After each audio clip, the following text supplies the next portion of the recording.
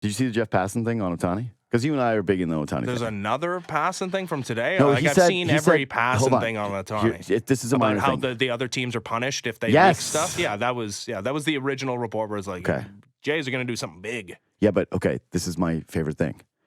So he's like, teams meeting with Ohtani, he will hold it against them if those meetings are reported or leaked in any way. Yeah. The validity, I'm sure there is some validity of this. This does feel a little bit like an empty threat, right? Of course, if something got out with Ohtani and they outlined the entire, like, remember when they tried to get Steve Nash here and we knew exactly what the video presentation was like? They're like, and then they did this. Like, it came out, it's like, Ohtani is, he told some personal piece of information that gets leaked out. I think that there would be a point, but the idea that if it got out and he was in a city, right, and they were offering the most money, he thought he was going to win a World Series there, and he's like, you know what? You blew it! Yeah, you're done. But it made me think about how people blame the media in this city for a lot of things and how I disagree as a member of that side. I respectfully disagree. Also, it's a complete lack of perspective thing. Like, go listen to stuff from other places anyway. Like Baltimore suspended their play-by-play guy because he was like, hey, they lost to this team one time. They're like, oh, you're fired, basically. Kevin Brown, but not that Kevin Brown. Yeah, but do you think this makes it less fun for us? Because okay, let's say experiment for I was going to say, like, let's say you got the scoop. Okay, I love this. Let's say you got the Ohtani scoop. Because this reminds me of the end of like Gone Baby Gone. Is it like, your principles as a journalist, you have to report the truth. But what if? Yeah. Like, what if? But that's what I'm saying. But this is for all of us now. Because let's say it was going to happen. Would you, as a fan, would you want to know? Like, no, right? You have to just seal it in the box. You got. I would. I've never broken a scoop before in my life. I've had like again, like I get my inside information the same way you do. Talk to the actual insiders, and some of them aren't active in the media. So don't compare yourself to me, but yeah. So mine's a little better than yours. I disagree, okay. But I've never broken a scoop. Yeah. And that would be the scoop to end all scoops. But it also would be like the scoop to end all scoops. Like you're excommunicated from the Toronto community if, in fact, it was proven that was you were like the Canadian Tire guy who kept Steven Stamkos from signing with the Toronto Maple Leafs. Like, there's a reason why we haven't found that, or we don't remember that guy's name. Because like, he changed his name. I was like, what, that guy went missing? His name. Didn't he depart Canadian Tire shortly thereafter? But I have honestly no idea. Exactly. But yes, that's exactly the way he wants it to be. Yeah. But yeah, your career might be over. It's still the temptation. I can't keep my mouth shut. Like if I had something like that, and yeah, you could make the arguments like I'm just doing my journalistic responsibility here. I'm letting it rip here. Yeah. The thing is, though, is if he didn't sign in Toronto after you reported it, the biggest villain of all time. No. You got to move. Yes. You know, like change your name. Did you read the Shea Gilgeous-Alexander house story? It's terrifying. No. So Shea Gilgeous-Alexander bought this mansion on Lake Ontario, and in Oakville, I bet he moves into this house. He's from Hamilton, though. He moves into this house last summer, and then day 2, he's in the house, and there's just some guy on his lawn going, "Have you seen Sam?" And the guy's like, "What?" Police. Police. He's like, "I want my money. I'm not leaving." There was a guy called the Crypto King that lived in his house before him.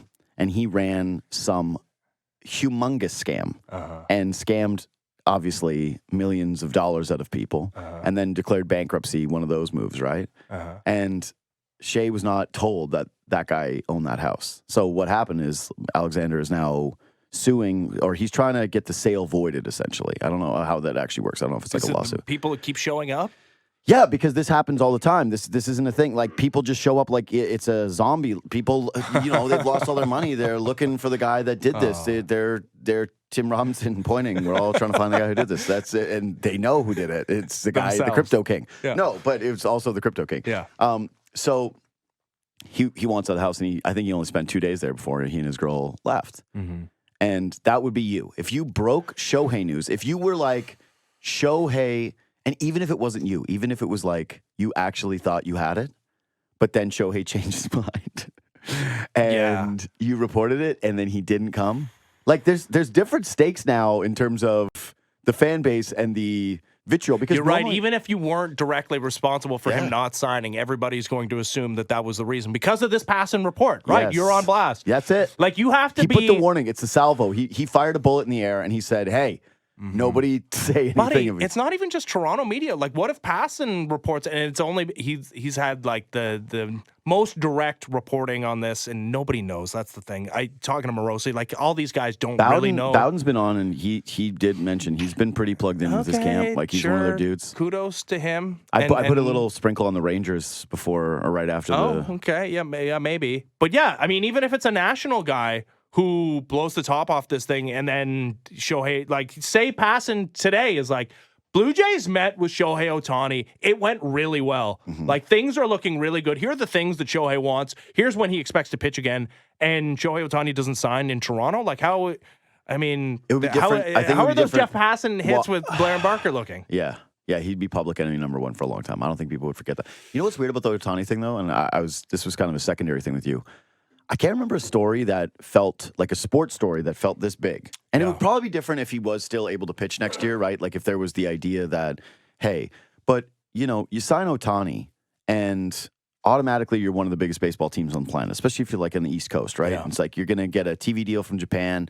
I didn't know this. I learned this yesterday, actually, because I was asking questions. Shai told me, is that the merch you sell in your stadium, you get? Yes. The merch that's sold like through the websites is the ones that go. I assumed you got all of it. No. So, but still, like your ability to sell Ohtani stuff in the stadium and like it's a huge boon for the team if they end up getting him. And if he does, he's an automatic, like every fan in every market basically shows up to see the guy play, right? If you're a halfway reasonable sports fan. And also it kind of insulates you as a front office too from like you don't want to be the Angels where you miss the playoffs, but like winning isn't secondary, but if you got like Shohei, it's kind of. Well, how can you argue with whatever moves transpire this offseason outside of that, and however many games they win? That's a great point. If you land Shohei Ohtani, that's as close of a thing as you could get to a World Series. Mm-hmm. Like it's not other than winning a World Series. That's what I just meant. Like so, winning a World Series #1. Mm-hmm. But would you rather lose the World Series or have Shohei Ohtani? I think that answer is pretty obvious.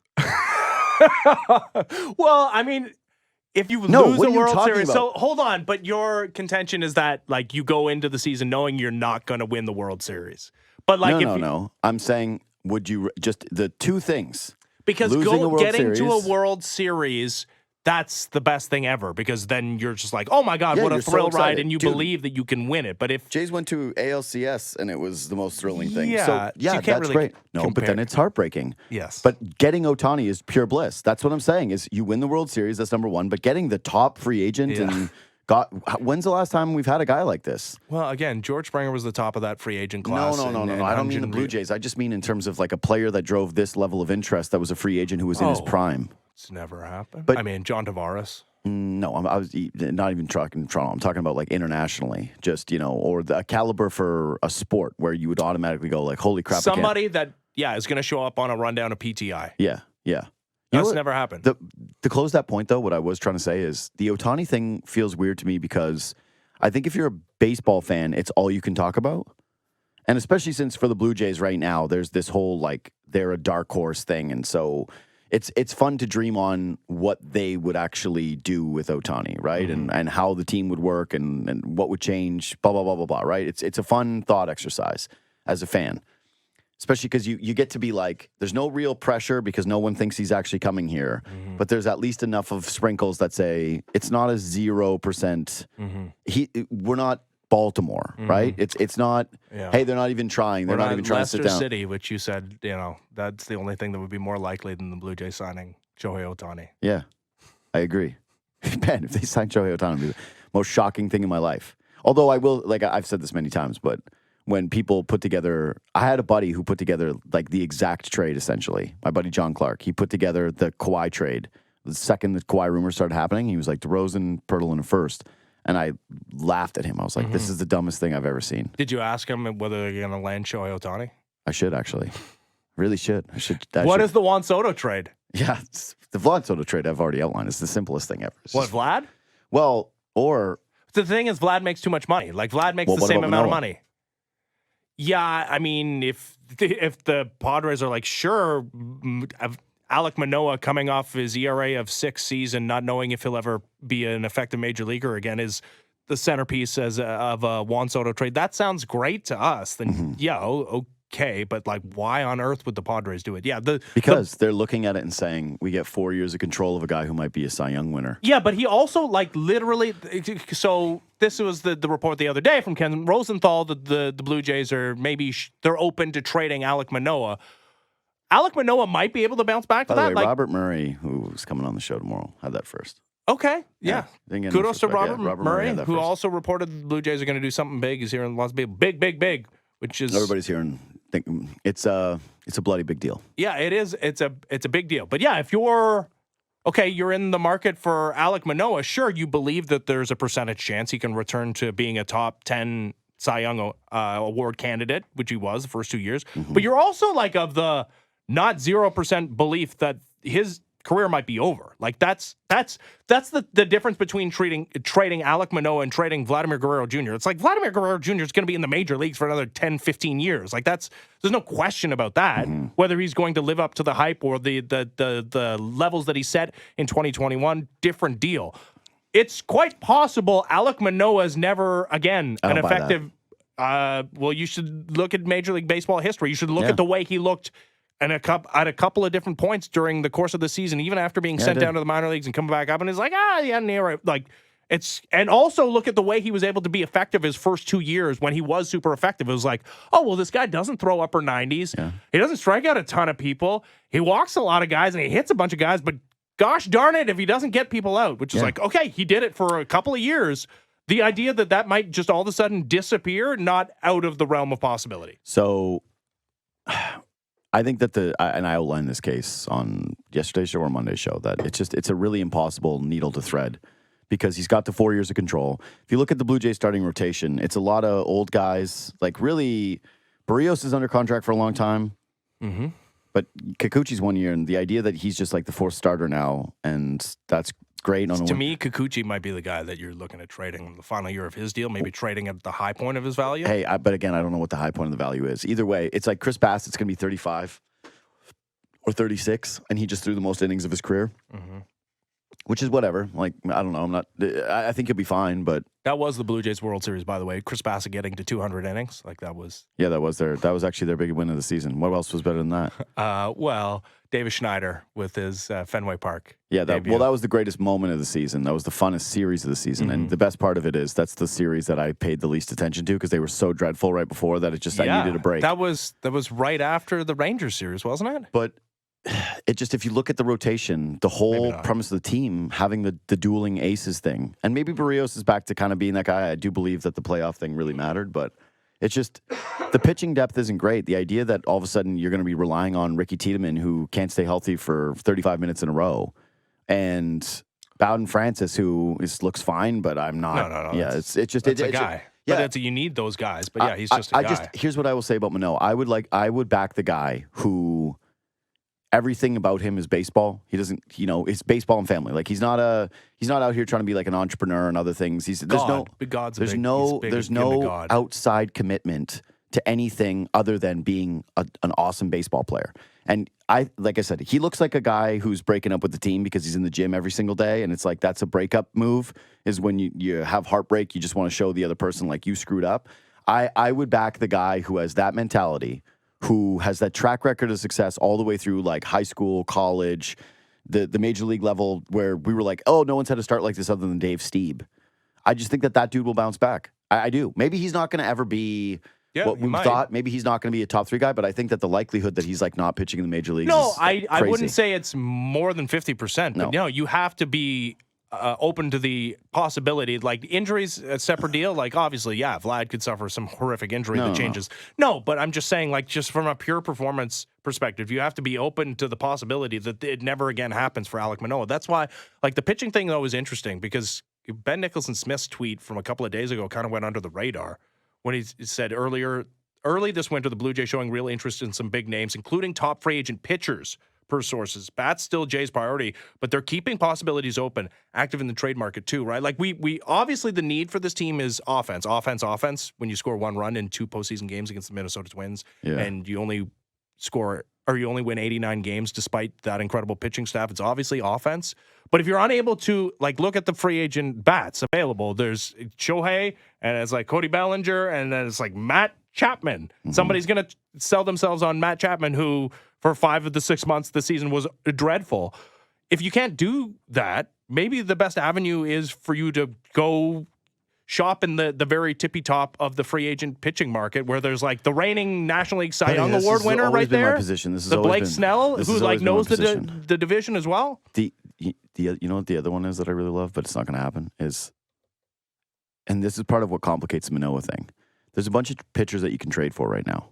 Like, you could trade for Corbin Burns. Mm-hmm. You could trade for Tyler Glasnow. Mm-hmm. You could trade for Shane Bieber. Mm-hmm. All of these guys are available through trade. Yep. And so that makes it even harder to trade Manoah, because you go, well, if teams are looking for starting pitching help and they're willing to give up like actual assets, why would they go with the thing that has any question marks versus those 3 guys that have just, that they're bona fide all the way through? Mm-hmm. But if you're the Blue Jays, I wondered, okay, that's the one for me with the Glasnow Manoah is, could you, if the Rays liked Manoah, oh my God, could you do the in-division just they take your guy, they get the cheapie, how they get the terrifying 4? would that be? It would be the scariest thing of all time.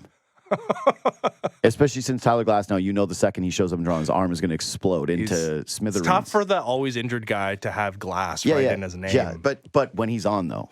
Yeah, and except again, for, what sucks is that he can't pitch against the Blue Jays, and he doesn't get those times where he gets to feast on the Toronto Blue Jays meek lineup down in Tampa. God. Yeah, the Rays are waiting for Alek Manoah to be DFA'd one year. If it's not this year, next year, and they can scoop him up and then turn him into the Alek Manoah of his first 2 years in the major leagues. Alek Manoah written off by many like Ben Ennis after basically a few bad starts. Came back from the Florida Complex League and actually pitched all right and had one bad start, and then they were like, get out of town. But to the point about Tyler Glasnow, throws 100, right? Yeah. Tyler Glasnow makes sense, right? Yeah. That's, you just point to okay, yeah, when he's healthy, the guy that throws 1 million misses all the bats in the world. Yeah, I get why he's successful, and if he's healthy, he's going to be successful. It's just never been the case with Alek Manoah, but that is an interesting thought experiment. It's never going to happen. Dude, that you can't do that if you're either team. No, but so I'm terrified of trading Manoah. I believe that he's going to be good again. I buy the theory that Gossman had of, hey, this guy actually pitched a ton of innings, and then they had the pitch clock, and he was out of sync, and he lost it, and he couldn't find it, and during the baseball season trying to find it, it's impossible. That ultimately he comes back, he's in better shape. He gets his mechanics down. He's an absolute gamer, and he turns out to be a top 3 guy. Maybe even likely. Yeah, but if you were a team like the Brewers, or a team, the reason why the Padres thing makes sense to me is that you're getting a cheap, controllable guy that has some upside. And if you're trying to shed money, that's the one that makes sense. But I just thought like the Corbin Burns type of trades. Yeah, I would trade Alek Manoah for 1 year of Corbin Burns. But that's what I'm saying is I feel like that might be their best avenue with Manoah, is that if that's the return you can get on Alek Manoah, and my thinking on this is entirely wrong, right? Because the way I view it, and I think other teams are going to view it as, Alek Manoah, we saw him do it for sure. But would you rather have a prospect? With not 99, but if you're the Brewers, of course. Yeah, would you rather have some guy who's... if I'm the Brewers, I'd rather have Ricky Tiedemann than Alek Manoah. Yeah, duh, but they're not getting Ricky Tiedemann for a year. Like, that's not even that's a laughable thing. That's like a Daryl Morey thing where he's like, yeah, we want your whole team. But those are two extremes, right? Like, Alek Manoah, again, he's shown it in the major leagues, and maybe injuries were a part of it, but also, like, maybe not. Like, there's a lot of unknowns about what happened this season. And again, like, there's nothing tangible to point to other than, like, he had great extension. That's the thing he's always done really well. He's had really extended down the mound. The other things are... That to me. The other things are like, he looks like a bulldog. Remember how many conversations we had about going into his first postseason start? He looks like he's made for the postseason. Stubbed his toe, opening game of the season, stubbed his toe, home opener, stubbed his toe. Like, there's nothing you can point to like Tyler Glasnow, who throws 100 with Alek Manoah. He's a great slider, and that was diminished last year. You keep getting off track with this, though. It's just like, but I don't believe that the Brewers would value him enough to make him the centerpiece of a Corbin Burns deal. I think people think that the possibility exists that he might be done. Now, it's not like more than 50%, but it's a non-zero possibility. Here's what I'll say. If you're trading for any baseball prospect, it's a small chance that they even become like a passable baseball player in the major leagues. Trading for more. No, but that's it. Generally. But I don't think that a guy... I don't know what the value is on these players that have one-year deals, or what the value is. I think the big X factor in a lot of this offseason, and for the Blue Jays especially, is how much are the Padres going to try to get off of some of this money? And what is the value of trading guys to teams that are willing to eat a ton of the cash? Yeah. Like the Mariners gave up the best closer in baseball so that they could get off a little bit of the Robinson Cano money to the Mets. Yeah. They said, here, just have them. And so I just feel as though if you were a team and you were trying to sell something to your fan base and you were trying to get rid of money, Manoah is kind of one of the perfect pieces. You don't have to pay him right away. He's a lottery ticket, but so is every single other prospect. And then you also get the 4 years of control, you get off the money, but you also can publicly state, hey, this might actually help us win tomorrow. This might actually be a more impactful trade for us this year than those players. And I don't think it's going to be that way. I think that's going to take Manoah a little bit of time to get back to where he was. But either way, I do think that if we're doing all the like curious things about the Blue Jays offseason, right? Obviously, the Ohtani possibility is number one by a mile. But to me, secondarily, the sneaky biggest one is not would they trade Vlad. It's what is Manoah's trade value actually? Like what is his value? If I'm wrong and he is valued, well, you're wrong a lot. So this is actually making me feel good because I can't remember too many times where you were right. If I'm wrong, then yeah. If you can trade Alek Manoah, because I do believe, like I'm the guy that has Alek Manoah, and I'm like, man, if I got Alek Manoah and I hold all the cards, right? Even if Alek Manoah doesn't want to be here and he's, you're right, like doing the breakup thing in the gym because he wants to look good for his next partner. Yeah. That's all well and good. Doesn't matter. He's under team control. Do you want to see a picture of shredded Alek Manoah in a Padres uniform being like, good to be somewhere where I feel wanted, #blessed? I know. Sure, I don't, but I'm not going to and to that point, I'm not going to hand him away for nothing. That's and what I I'm don't saying. think I'm the Padres, he's part of a Juan Soto package, despite the fact that it makes more sense monetarily than the Vlad trade. I want to see what the other packages are for some of these guys that actually have a piece that's better or has higher upside than Manoah or more of a track record. It just, to me, it's a really interesting one. But hold on, I got to do one more baseball thing with you before we take the break. Okay, can I just make one last point on this? Yeah. Is that Ricky Tiedemann is more valuable than Alek Manoah, partly because he's younger and under more team control and has the Sure. higher velocity fastball, and he's left-handed, but also because he's never failed, right? Like Alek Manoah has the proof of concept with the success, but he's also had the proof of concept of like him failing. Like, except for Ricky Tiedemann, like I said, is hurt every single time. People are sure, but so's Tyler Glass now. But it doesn't gets out matter. of Like his if you house. have the upside, like if when you're healthy, you're dominant, you get to be Justin Verlander, you get to be Tyler Glass now. Here's what I would say. If I was a front office and I was trading for one of the two guys and I was looking at the price points of what they were, I would be at the front of the line trying to get Alek Manoah. I would be at the front of the line going, what do we got to give up? Okay, let's find something. Like buy low, obviously. I wouldn't be just trying to give over everything that I have to get him. But I would certainly, that's the type of trade to me that really works out for a team. That's why you're not selling, though, because you're not selling low on a guy that you control. But this is the thing. We keep talking about the Blue Jays are going to do something big, right? And you go, okay, well. If it's not Ohtani, what is it? If it's not Ohtani, is it Bellinger? Okay, does that really feel that big? Like if the Blue Jays have Bellinger, does it feel that big? I'm dubious of Bellinger. Okay, so then you go down, and then everybody keeps saying that they're not trading Vladimir Bo. So I go, all right. I'm sure that they really want to re-sign Bo and that they want to give him a contract extension and they're going to try to get that done because, he's just the guy that you can bet on long term. I've always said if you're not going to re-sign Vladdy to a long-term contract, I would deal him now rather than letting him go into the last year of his contract. Yep. And I would try to get at maximum value in terms of win now, do whatever. But there's not a lot of other moves that you can look at. Signing Blake Snell, it's signing Sonny Gray, it's signing Josh Hader.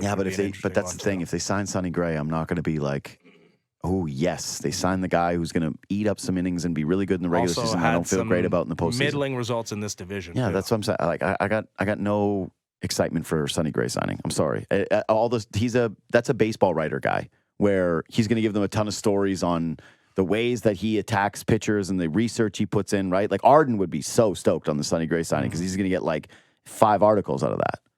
Yeah. Like for me, I'm a baseball fan. I don't really care. Anyway, an ERA of 4.9 as last 4.8. Yeah, not interested in Sonny. The AL East not interested with the in Sonny Gray at all. My last thing for you, baseball-wise, because I do want to hit the break, and I got one other topic for you. What do you do with Danny Jansen? You give him the reins to be the 1A catcher to Alejandro Kirk's 1B next season, and then you try and hammer out an extension. Yeah, but this is the thing. If they're stuck between a rock and a hard place with him, because he's also an injury-prone guy. He's also starting to get up there in age, but he's a UFA after next year. And I know that we should just be kind of focusing on this offseason, but it did make me think about how the added irony of the Moreno trade is that the Jays could actually be in a position where it would be smart for them to add a catcher, because if they leave that business to next year where there's 0 catchers in free agency outside of, like, if you're Danny Jansen, there's no incentive for you to sign now either. Like, unless the Blue Jays are going to, blow your doors off. Well, this is it. This is why, the extensions for Bo and Vlad become less and less likely the closer we get to free agency. We're like, oh, we'll just play it out anyways, right? Like, and we can boost our value. I think what happens if you lose Danny Jansen and Alejandro Kirk is not the all-star Alejandro Kirk from a year ago. Even if he is. Well, but if he is, then you just backfill it with like a Luke Maile type guy, right? Like, then you just get a defense first catcher, which are falling off trees. You can go out and get them. Right. And you just become one of the other whatever. I was going to say 20, but more probably like 10 to 15 teams in Major League Baseball that don't get offense out of that position. And you do lean hard into the defensive side of things, but that was part of what made this team so intriguing going into this past season, was that it's the position with the bar the lowest at the catching position, and it was a position of actual strength offensively for this Blue Jays team, to this point at which both guys were DHs. Danny Jansen was a DH in the playoffs in 2022. So if he has to depart and you can't sign him to what he's worth, and there's reasons why you might not believe he's going to be worth the money, and the injuries is the most notable thing, then I think you just become one of those other teams in baseball that pin your hopes on getting a good game caller and a guy that blocks balls behind the plate. Hooray. That's great. That's really great. I think this team could be headed for a big, like, if they don't sign Ohtani, if they don't go nuts in the free agent market with a pitcher, and they don't win again this year, and they're not signing Bo and Vlad to an extension, like in 2 years, we're looking at, I don't know if it's like a 100-loss team, but like clearly a change in direction here. Yeah, but I don't think like Kevin Gossman's going to be staring down the end of his deal too. Like everybody's contract is pretty much done in 2027. Yeah. It just, everything all of a sudden, it really does. It feels so dire with all their guys. But there's so few dudes where you feel like, well, you got to just get him under a contract extension. Like the only guy that I think the approval rating would be 100% would be Bo. Yep. And it's, I mean, he's been Mr. Consistency, but it's not like he's a guarantee considering his offensive profile and the position. Sure, but there's like, if Vladdy got a contract extension tomorrow, there would be fans going, why did you do this? Unless it's for like $25 million over 10. Like, say he signed a 10-year, $250 million deal. He's not going to do that. Yeah. I just think for Danny Jansen, he has to be watching the Matt Chapman thing closely going, how much can I get because of a market that is just completely void? Well, and especially considering, the thing that most teams in baseball, including the Padres, including the Braves, and it's, they've won a World Series doing, like, these guys don't generally reach free agency, and Juan Soto is going to be the notable example, and that's why he's going to get what he's about to get paid. He's only 25 years old. I think I would try to give Danny Jansen the money now, even though he does always get hurt. And then I would roll the dice on the injury. Unless your medical staff is telling you, like, you absolutely can't. I would try to do it now, and then I would just make sure that I have 2 catchers next year. And then, like, someone can trade for him at least if you look at that depressed catcher market. If you do hit on one of these guys, try to move somebody. But we already saw, like, everybody in this city was ready. Danny Jansen was the one of the 3 that everyone was like, cast him overboard, despite the fact that, like, he'd shown. No, he's the man. I love Danny Jansen. But the thing is they couldn't get a return. They couldn't get Dalton Varsho for Danny Jansen. Dude, that's my point here is just this. So far this offseason, and I know next year is different with free agents, but so far this offseason, everyone seems to be wanting to trade for control. They don't want to go crazy and say, we'll make a big splash, we'll make a big acquisition. But there is going to be one team that will pay Danny Jansen a ton of money because they're going to get desperate at their catcher spot, and he'll be available, and then it's going to force the Blue Jays' hand, and then maybe he leaves. I would rather have a catcher under contract that if you go into next offseason and things don't work out for you, you do need to make a shift, that at least now he's an asset to you rather than the Chapman thing where you're going, well, if we don't pay him, we're playing Addison Barger as of tomorrow and Kevin Biggio. But if we do pay him, it's going to be the worst contract that we have on the books. It just feels like this team's keeping its powder dry for 2026, where it's like, okay, you got George Springer, Kevin Gossman in the final years of their deal, and Jose Barrios is the only guy locked up through 2028. But, like, literally, Jose Barrios is the Will Smith meme, like in the empty house in 2026. Is the only guy under contract. Anyways, beyond the next 2 years. To wrap this up, I'm still going to ask Robert Murray about what he thinks the chances are for Ohtani in Toronto. Okay. He could be persona non grata if he has anything definitive about it. I'll warn him, though. Remember when I told you about the what's it called? The basilisk? I don't know. It's the paradox or whatever the hell it is. It's like You sound really smart. No, I know. Well, there's this. No, go ahead. Say the smart thing. There's this. Oh, I would listen to a podcast. All right, never mind. I'm done. It's called Rocco's Basilisk. Remember when I told you about that? Yeah, no, for sure. That's Do you remember when you told me about it? Yeah, but that's essentially what it'll be doing to Robert Murray, where I'm like, hey, this is very dangerous for you. Yeah. Here's a warning before we discuss but this once you any open further. it's it's kind of Pandora's box. Yeah, I think is the more accessible reference you could have used there. Hey, really, really unlikely that this happens, but there is a danger that could be, it's potentially there. All right, there's a real potential.